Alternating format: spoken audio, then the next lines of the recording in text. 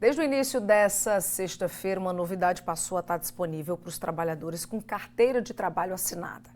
O empréstimo consignado específico para essa categoria, o chamado Crédito do Trabalhador, foi criado através de uma medida provisória assinada pelo presidente Lula na semana passada. Mas como é que vai funcionar, afinal? É o que a gente vai saber agora ao vivo com o repórter João Tiago. Boa noite para você, João.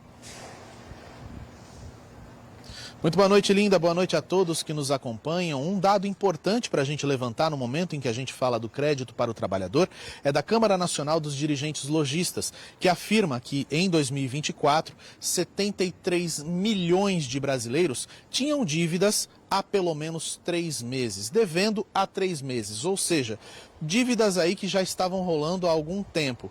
E entre estas dívidas tem muita gente que está devendo coisas do dia a dia, como luz, aluguel, condomínio, coisas que a gente precisa pagar todo mês e, no entanto, muitos brasileiros não estão conseguindo. Pensando nisso, o governo federal resolveu tentar oferecer uma nova alternativa de crédito para que o brasileiro pudesse sancionar essas dívidas, pudesse pagar essas dívidas, né? O objetivo do governo era que o brasileiro utilizasse dessa forma, né? E por isso surgiu o Crédito do Trabalhador. E é para falar sobre o crédito do trabalhador, essas facilidades e também como utilizar da melhor forma esse crédito, está aqui com a gente o economista Bruno Frascaroli. Bruno, muito boa noite, muito obrigado por conversar com a gente. Antes de qualquer coisa, é importante a gente destacar que esse crédito ele pode ser uma forma muito positiva de se resolver essas dívidas que o brasileiro tem, né? Boa noite a todos.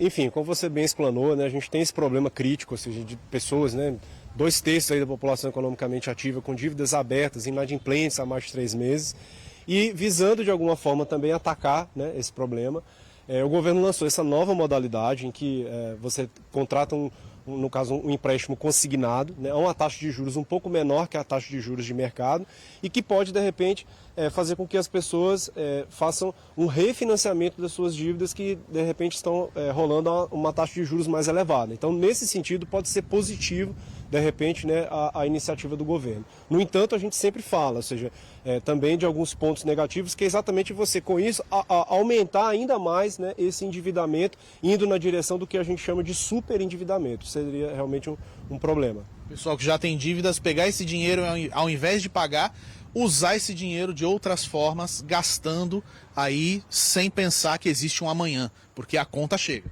Isso, como ele está vinculado, né, à carteira de trabalho, né, então isso significa o quê? Que o trabalhador ele vai ter o desconto direto ali nos seus recebíveis, né? Então pode ser um problema, por quê? Porque eventualmente ele pode até contratar 35% do que ele recebe, né, lá na empresa, e aí depois, né, no momento que ele tiver dificuldade, enfim, que inclusive, por exemplo, precisar acionar, no caso, o fundo de garantia por tempo de serviço, ele pode ficar numa situação um pouco delicada. Como é que a gente tem acesso a esse serviço hoje? Explica pra gente. Ele vai ser contratado por meio da carteira digital. Então o trabalhador vai entrar lá com seus dados, enfim, e aí ele vai, né, fazer, no caso, a solicitação, e aí vai ser analisado pelas instituições financeiras que vão, de alguma forma, então, aderir, né, ou seja, a essa modalidade. O trabalhador precisa passar pela empresa, esse consignado precisa passar pela empresa para ser aprovado? Não, na verdade, como é feito via aplicativo, né, então lá já estão os dados do trabalhador. O que o trabalhador vai, na verdade, fazer é permitir que sejam compartilhados os seus dados para exatamente ser avaliado pelas instituições financeiras que possam aderir à proposta, possam ter interesse em oferecer essa modalidade de empréstimo, para saber exatamente a capacidade que esse, né, trabalhador possui de honrar com seus compromissos.